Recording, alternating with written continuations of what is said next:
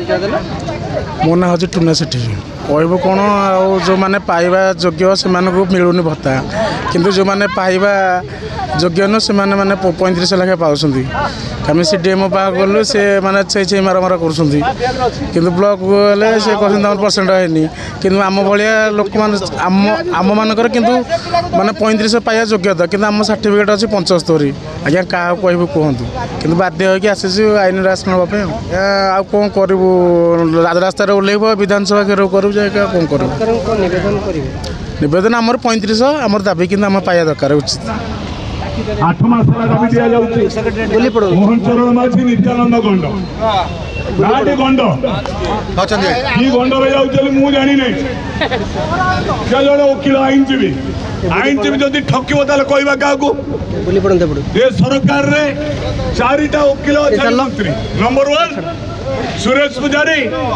पृथ्वीराज हरिचंदन जी नित्यानंद गंड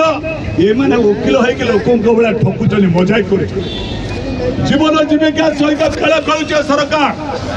ए सरकार कही आमे आसिले जे 1000 पाउची 3000 तमे कहिछ आमे कहिनो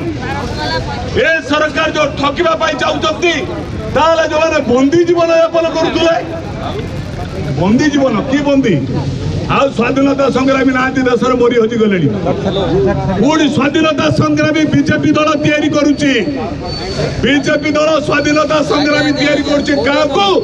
जो माने इमरजेंसी बेले गणतंत्र को विरोध कर जेल में थिले